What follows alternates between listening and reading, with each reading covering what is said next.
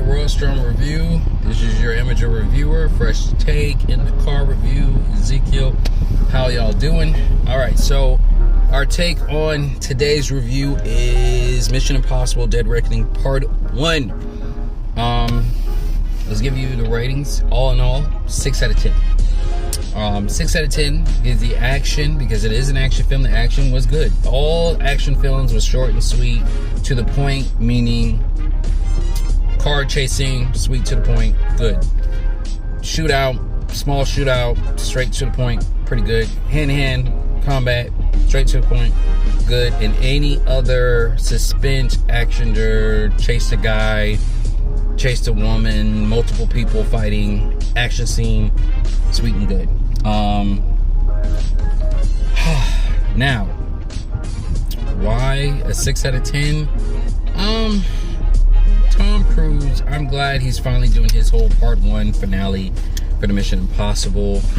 The thing about these franchises that I fear is we get so far into them that when it's time for somebody else to take over, people can't see the other person take over. They got to build a foundation with, this new, character, So you got John Wick, you got Fast and Furious, you have the Harry Potter series, you have Mission Impossible, and what Bond has done is it's like, hey, it's a franchise where it's a big thing to pick the next Bond. We are kind of evolved in picking the next Bond. They do the same thing over there, the Brits, Europe, with Doctor Who. After 3 seasons, there's going to be another Doctor Who. We over here in America and Hollywood have to get on board with some of these franchises. Look at Hugh Jackman and Logan. He's back again on Deadpool 3.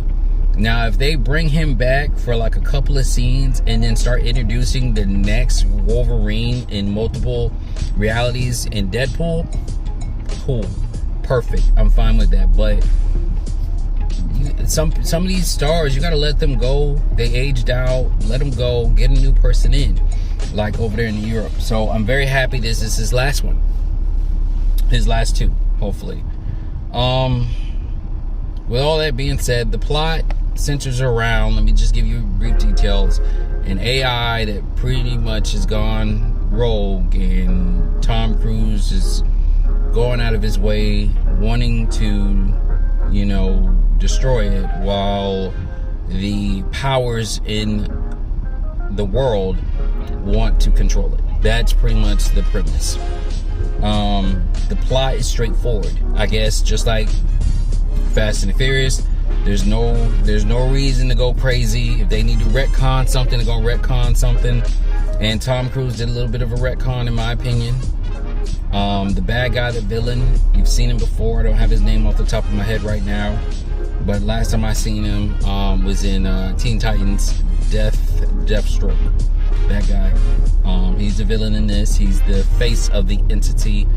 And I guess him and Tom Cruise has a 30-year history, but I could have sworn I seen Mission Impossible 1 and I don't remember seeing him.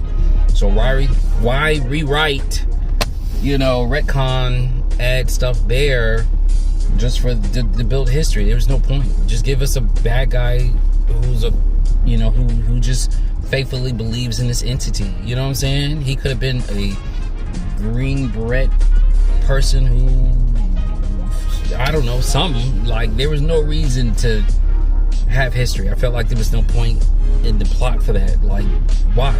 Just get creative and build a guy, build a character, build a villain. You don't need history, just build a villain.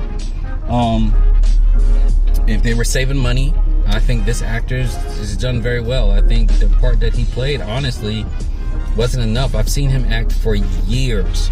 I feel like he has enough range. They could have gave him a better background story and he would have delivered. That's how confident I am in this actor. Y'all probably haven't seen him, but as long as I've been watching TV and movies, this guy's been out for years. Check his IMDb. He's been out for years. I don't know his name, but I've seen him play in many different things. Okay, I'm confident that he could have delivered. He did excellent as Deathstroke in Titans on WB HBO. He did well in that. Dude can deliver.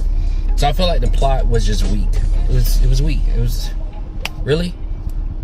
But the tropes that comes with the Mission Impossible universe, they delivered. They delivered. They doubled down on the fact that he's not an expert in hand-to-hand combat. He's more of an expert in what is the word I'm looking for? Deception. He's an expert in deceptions. I won't say tricks, but deceptions, infantry, manipulation, in guerrilla. Did they say guerrilla warfare? I want to say they said guerrilla warfare. So you see his expertise. You see the fact that he's a veteran. They also made it into a program now. So I think they're thinking about the bigger picture. He's not just receiving a mission. You can now, it's kind of like, I said cult, but it's kind of like a cult. It's a group. It's like, hey, we were in this rough patch situation and we decided to join this for a better cause, and we help each other out like family. I don't know you, you don't know me, but I will give you my life to protect you. They're now setting it up for a universe, in my opinion. Very good, giving us a foundation. And honestly, I don't think it's too late. I think the world, or the Hollywood and audience alike, we are now all very smart. Okay, when we're watching stuff, we're smart. A lot of us can catch on to universes. The Conjuring has a universe now. A multi-universe.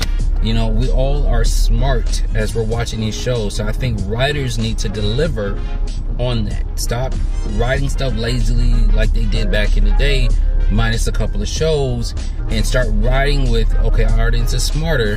Hey, we can do this. We can do this with the plot. We can take the story here. So I'm happy about that. I wish they would give him a female lead if they do take a little bit of a love interest that fits his age. I'm sorry. Tom is old. I can see it in his face. He's getting older. Haley from Captain America,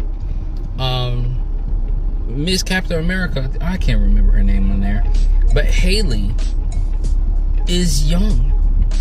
Okay, I'm sorry. Give us somebody like Sylvester Stallone. When he does his characters, he at least finds, he doesn't get a 30-year-old woman. He at least gets somebody close to 50 to 60 that looks good. His women still look good. Yes, he's in his 70s, but he gives us women who are at least 50 to 60s, up there. You know what I'm saying? I'm pretty sure if there was a good-looking 70-year-old, he would cast her if he could. Give us somebody with the, appropriate age gap. There's plenty of women that are in their almost 50s that looks good, that can match him in his age bracket and possibly do this action, these action films. That's personal. That's on me. More about the film. Let's get back on track. Any other stripes I have? That's it. I felt like, God dang it. When I go to shoot, I forget names. I had them and then I lose them. Man. Oh man. But everybody's scene was too short.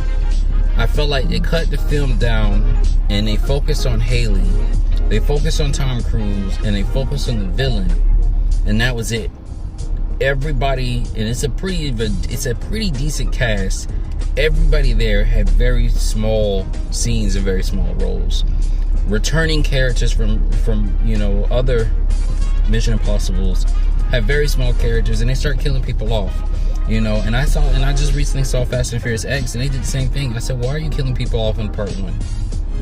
And then you're killing new people. You're not killing veteran people. Spoiler alert, my bad. They're killing off people, but there's no tension. There's all right. It's like Star Wars 9. They killed Chewbacca, but then brought him back within 10 minutes. So I didn't have time to feel hurt of losing Chewbacca because he ain't dead. He right there. What was the point of killing him? You know what I'm saying? I Rebecca Ferguson is her name. It came to me. So I don't understand. Rebecca Ferguson should have had a bigger scene. She should have spoke more.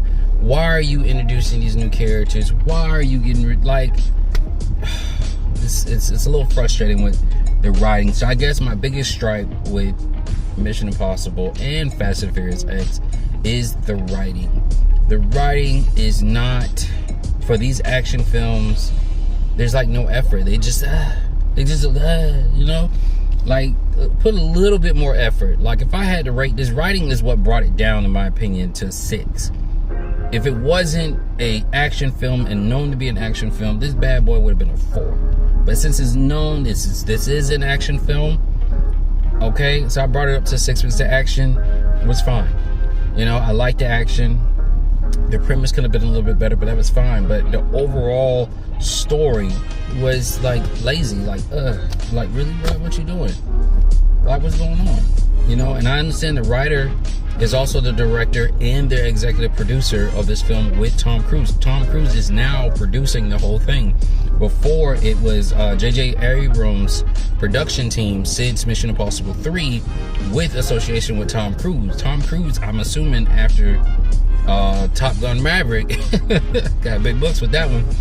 He has his own production company, and now he's the sole producer in this. I didn't see it's not called Bad Boy, Bad Robot Productions on this one. If I'm wrong, let me know, but I didn't see it on this one. This is all Tom Cruise. I felt like the writing should have been a little bit better. I don't know if you're saving money in-house for the writer, so you got the writer, the executive producer, and the director, all the same person. Do a little bit more. They should have put their foot in the writing at least. And I know I can't compare everything to John Wick. I get it, but John Wick, you kidding me? We got four sequels, top-notch writing. I don't care what you say. Fight scenes, chase scenes was point. Oh, but I digress. But that's it. That's my review. 12 minutes, short and sweet. Mission Impossible Dead Reckoning. If you've seen it, comment below. Have started a conversation. If you find yourself coming back to this review, please like, subscribe, and share the video. Thank you. Peace.